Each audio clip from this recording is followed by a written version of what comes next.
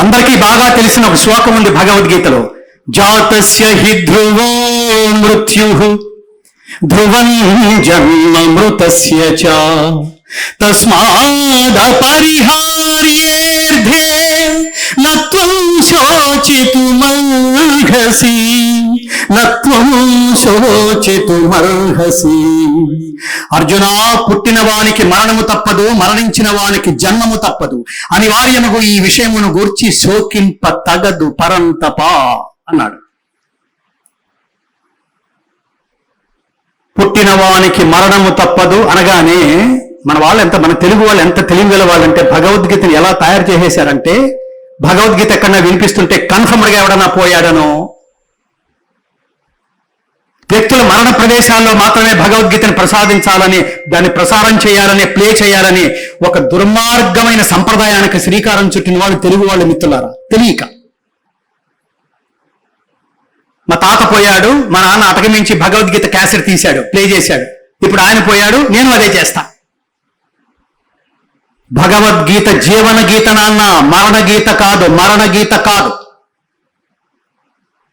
ఏం చెప్తున్నాడు ఈ శ్లోకంలో? జీవిత సత్యం చెప్తున్నాడు. ఎవరికి చెప్తున్నాడు? అర్జునుడికి. అర్జునుని నిమిత్తంగా చేసుకుని మానవాళికి చెప్తున్నాడు.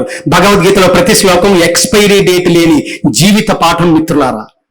జాతస్య హి ధ్రువో మృత్యు. మొదటి పాఠం ఏమిటో తెలుసా? కృష్ణుడు అర్జునుడికి చెప్పింది, పుట్టిన వానికి మరణము తప్పదు, నువ్వు పోవడం కన్ఫర్మ్డ్. First lesson. శాశ్వతం అనుకుంటున్నావేమో నాన్న. రెండో పాఠం ఏమిటో తెలుసా? మరణించిన వానికి జన్మము తప్పదు. పునర్జన్మ సిద్ధాంతాన్ని ధృవీకరిస్తోంది. నువ్వు నేను కాదు. నాకు వీటి మీద నమ్మకాలు లేవండి. నువ్వెంతరా? ఎంతకాలం ఉంటావు? నీకు నమ్మకం.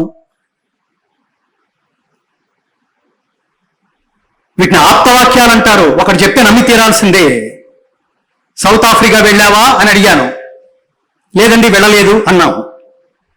అది ఉందా అని అడిగాను. ఉంది అన్నావు. వెళ్లకుండా ఉందని ఎలా చెప్పావు? ప్రతి చూస్తేనే నమ్ముతానంటున్నావు కదా అన్నా. బుర్రగొక్కున్నాడు. లేదు, సౌత్ ఆఫ్రికాలో మా పెద్దమాయి కొడుకున్నాడు, అందుకని సౌత్ ఆఫ్రికా అనేది ఒకటి ఉంది అని నేను కన్ఫర్మ్ చేసుకున్నాను అన్నాడు. అంటే ఎవడి వల్ల నువ్వు కన్ఫర్మ్ చేసుకున్నావు? వాడెవడో ఉందంటే నమ్మావు. వాడెవడో ఉందంటే నమ్ముతున్నావు. కానీ వేదవ్యాసుడు చెప్పింది నువ్వు నమ్మట్లా, వేదం చెప్పింది నమ్మటంలా, కృష్ణుడు చెప్పింది నమ్మటంలా. ఏమిట్రా నీ బుద్ధి? ఏమిట్రా లాజిక్? ప్రతిదీ నువ్వు దర్శించక్కర్లేదు, కొన్నిటిని నమ్మి తీరాలంతే. ఒక జీవిత కాలంలో ఇంకా ఇంకా చాలా చాలా చాలా గొప్ప విశేషం మిత్రులారు. జాగ్రత్తగా ఆలోచించండి. మీరు ఏ ఇంట్లో అయితే ఉన్నారో మీ కళ్ళ ఎదురకుండా అమ్మా నాన్న ఉన్నారు. అసలు ఎప్పుడైనా ఈ అమ్మా నాన్నకే నేను పుట్టానా అని చెక్ చేసుకునే ప్రయత్నం ఒక జీవిత కాలంలో మీరు ఎప్పుడైనా చేశారా? వీళ్ళే నా అమ్మా నాన్న అంటున్నాం కదా, వీడే మీ నాన్న అంది అమ్మ ఆవిడ పరిచయం చేసింది, నమ్మేశావు కదా. జన్మ ప్రారంభమే నమ్మకంతో ప్రారంభమవుతుంది మిత్రులారా. ఆప్తవాక్యం ఇది. ఒకడు చెప్పింది నమ్మి తీరాల్సిందే. ఇవే బాంధవ్యాలు. ఆ నమ్మకమే ఇమ్యూనిటీ. పుట్టిన వానికి మరణము తప్పదు, మరణించిన వానికి జన్మము తప్పదు. భగవద్గీతలో అనేక సార్లు జన్మ జన్మ బహూనాం జన్మనామంతే, జన్మ జన్మని మాట్లాడుతుంది. మళ్ళీ జన్మ ఉంది ధృవీకరిస్తోంది. ఆ మళ్ళీ జన్మ దేని మీద ఆధారపడుతుందో తెలుసా మిత్రులారా? పూర్వం ఏ కర్మనైతే ఆచరించావో ఆ కర్మ ఫలితాన్ని అనుభవించడానికి మళ్ళీ జన్మెత్తుతావు. ఇప్పుడు ఈ జన్మలో ఎందుకు ఇలా ఉన్నావు ఎవరిని అడగక్కర్లా. నువ్వు ఇప్పుడు సంతోషంగా ఉన్నావు అంటే ఒకప్పుడు నువ్వు ఆచరించిన ధర్మ ఫలం అనుభవిస్తున్నట్టు లెక్క. ఇప్పుడు నువ్వు ఏడుస్తున్నావంటే, బాధపడుతున్నావంటే ఒకప్పుడు నువ్వు ఆచరించిన అధర్మ ఫలితం అనుభవిస్తున్నట్టు లెక్క. భగవద్గీత చదివితే ఎవరిని నేను ఎందుకు ఇప్పుడు ఇలా ఉన్నాను అడగాల్సిన అవసరం లేదు. దాని ఫలితం అనుభవించావు, అయిపోయింది. అకౌంట్ అక్కడ క్లోజ్ అయిపోయింది. ఇప్పుడు ఆనందిస్తున్నావు, ఈ అకౌంట్ స్టార్ట్ అయింది, ఆనందించు. దీని ఫలితం ఎలా ఉండాలంటే, ఉత్తర కాలంలో ఎప్పటికీ అధర్మం ఆచరించకు, అది నిన్ను సంహరిస్తుంది. ఎవ్వడూ కాపాడలేరండి. అవశ్యం అనుభోక్తవ్యం కృతం కర్మ శుభాశుభం. ఎన్ని గొప్ప శ్లోకాలో. కృతం కర్మ శుభాశుభం. అది శుభమైనా అశుభమైనా నువ్వు చేసిన కర్మ ఫలం అనుభవించి తీరవలసిందే. దానికేమి దేవుడి దగ్గర డిస్కౌంట్స్ ఉండవు. అది యూనివర్సల్ లా. కాబట్టి అనివార్యమైన ఈ విషయమును గూర్చి శోకింప తగదు. పుట్టడం నీ చేతిలో లేదు, ఎవడికి పుట్టాలో నీ చేతిలో లేదు, ఎప్పుడు పోవాలో నీ చేతుల్లో లేదు, ఎలా పోవాలో నీ చేతుల్లో లేదు. కానీ నీ చేతుల్లో ఉందేమిటి? ఈ చావు పుట్టుకల మధ్యలో ఉండే జీవిత ప్రయాణం ఉందే, అది నీ చేతుల్లోనే ఉంది. అది అందంగా గడుపు, ఆదర్శవంతంగా గడుపు, స్ఫూర్తిదాయకంగా గడుపు. నువ్వు లేని కాలంలో కూడా ఒకప్పుడు ఒక మహానుభావుడు ఉండేవాడు అని చాలా మంది నీ గురించి మాట్లాడుకునే రెఫరెన్సుల్లో నిలబడేట్టుగా బతుకు. అది భగవద్గీత సారాంశం. ఇప్పుడు చెప్పండి, మత గ్రంథమా భగవద్గీత? ఒక వర్గానికి చెందిన గ్రంథం మాత్రమేనా భగవద్గీత?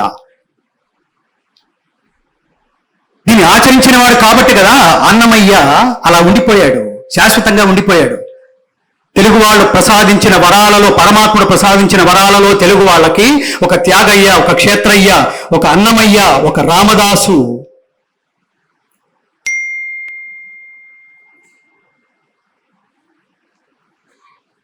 ఈ సందర్భంగా ప్రపంచంలో ఏ కవికి మనం అనుకుంటాం పబ్లిసిటీ బాగా పెంచుకుని పెంచుకుని పెంచుకుని పెంచుకుని షేక్స్పియర్ అని మాట్లాడుతున్నాను చూడండి, కీట్స్ పోయట్రీ అని మాట్లాడుతున్నాను చూడండి, ఇంగ్లీషు ఎంత ప్రచారం చేసేసినాయో.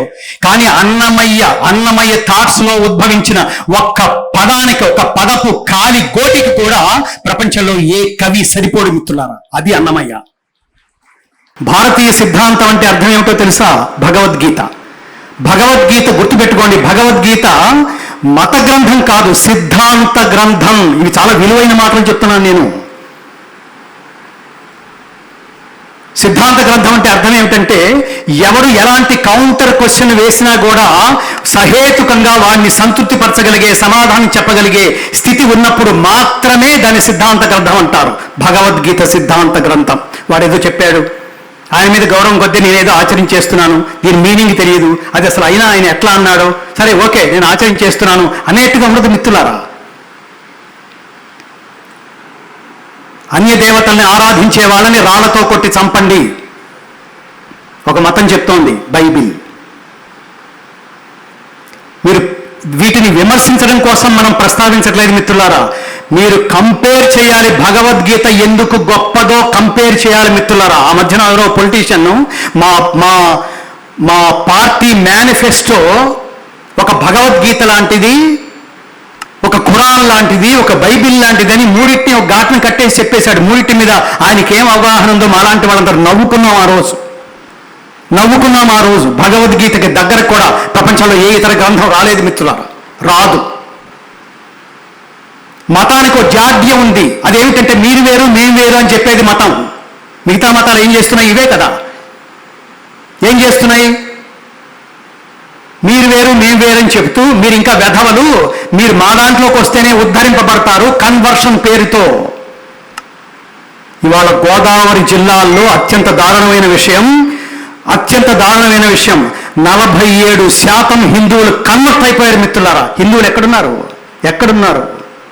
ఏం చేస్తున్నారు? మీ ధర్మాన్ని కాపాడుకోవడంలో సక్సెస్ అయ్యారా, ఫెయిల్యూర్ అయ్యారా? మన పక్కింటి వాడు వెళ్ళిపోతున్నాడు ఇంకో మతంలోకి. ఏముందని కాదు పాపం, వీడికి ఇది తెలియదు, వాడికి అది తెలియదు. నీకేదో ఇది ఇస్తా అంటే వెళ్ళిపోతాడు అన్నమాట పాపం. ఇంకో మతం వాళ్ళు చాలా ప్లాన్డ్గా ఏం చేస్తున్నారో తెలుసా? ప్రతిరోజు పేపర్లో చూస్తున్నాం కదా, ఇవన్నీ బహిరంగ రహస్యాలే కదా. లవ్ జిహాద్ పేరుతో ఒక మతాన్ని, మన మతాన్ని సర్వనాశనం చేయడానికి ఒకడు కంకణం కట్టుకుని అదే పనిలో ఉన్నారు. మనం ఎక్కడున్నాం? ఎవరిది లోపం? మనదే. ఎందుకని? నువ్వు ప్రతి క్రైస్తవుడు తన బిడ్డని నాన్న మనం క్రిస్టియన్స్ అని ప్రతి క్షణం చెబుతూ పెంచుతాడు. అది వాడి ధర్మం. Correct. What he's doing is correct. ప్రతి ముస్లిం సోదరుడు వాళ్ళ బిడ్డల్ని పెంచుతాడు. నానా మన ముస్లిమ్స్, మన వేషధారణ ఇలా ఉండాలి అని చెప్పి పెంచుతున్నాడు. Correct is. కానీ ఒక హిందూ మాత్రమే తన జీవితంలో ఏనాడు మనం హిందువుల నాన్న, హిందూ అంటే సర్వజన బంధువు అని అర్థం, వైశాల్యమైన మనస్తత్వం ఉందని అర్థం, మనమందరము ఒక్కటే, మనందరికీ ఒక్కడే అనే సిద్ధాంతం ఎవరికైతే ఉంటుందో వాడే హిందువు, వాడే సనాతన ధర్మ బంధువు. అందరినీ సమదృష్టితో చూడగలిగే భావన, ఔన్నత్యం ఎవరికైతే ఉంటుందో వాడే సనాతన ధర్మీయుడు. మనది సనాతన ధర్మం నాన్న అని ఎంతమంది చెప్పి పెంచుతున్నారు చెప్పండి? మన ఇంట్లో ఆడపిల్లలు బొట్లు తీసేస్తున్నారంటే వాళ్ళు ఏ తల్లిదండ్రులు కడుపును పుట్టారండి? ఫ్యాషనా? ఏదైనా ఉండటం అండి ప్లస్. లాజికల్గా ఆలోచించండి. బొట్టు ఉంది ప్లస్, లేదు మైనస్. బట్టలు ఉన్నాయి ప్లస్, లేదు మైనస్. బొట్టు తీసేయడం ఏమిట్రా? బొట్టుంటే ఏమిటిది? దేవతల్లాగా కనిపిస్తారు. ఏమిటా బొట్టు ఆంతర్యం ఏమిటి? మనిషికి ఈ ముక్కు దగ్గర ఈ పైన ఖచ్చితంగా బురుక్కొట్టి అంటాం దీన్ని. ఎడం చేతి వైపు ఇడ నాడి, కుడి చేతి వైపు పింగళ నాడి, మధ్యలో సుషుమ్న అనే నాడి. సుషుమ్న నాడిని చైతన్యం చేయడం ద్వారా జ్ఞానవృద్ధికి సంకేతంగా బొట్టు పెట్టుకుంటాం.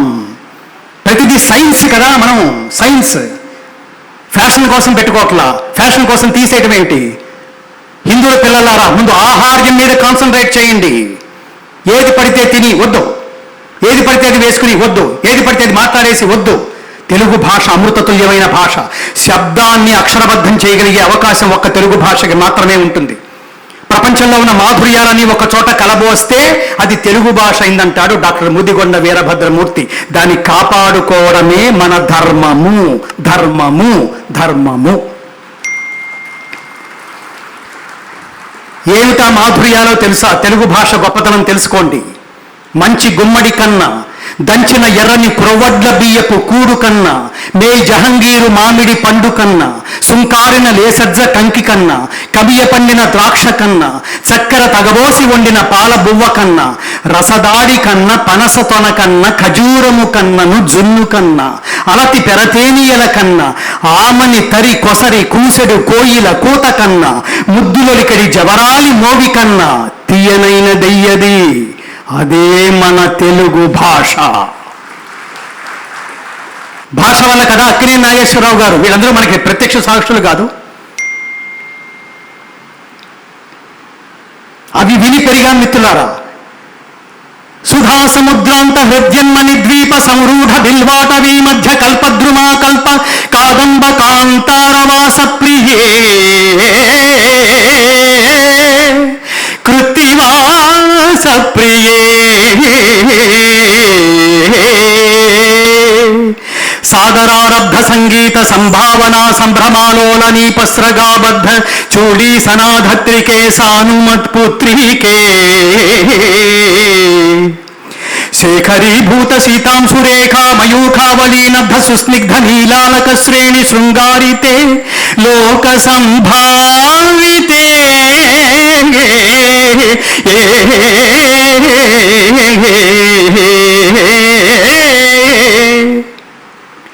కామలీలాధనుస్సన్ని బభ్రూలతా పుష్ప సందేహ కృచ్చారు గోరోచనా పంకకేళి లలామాభిరామి సురామి రమే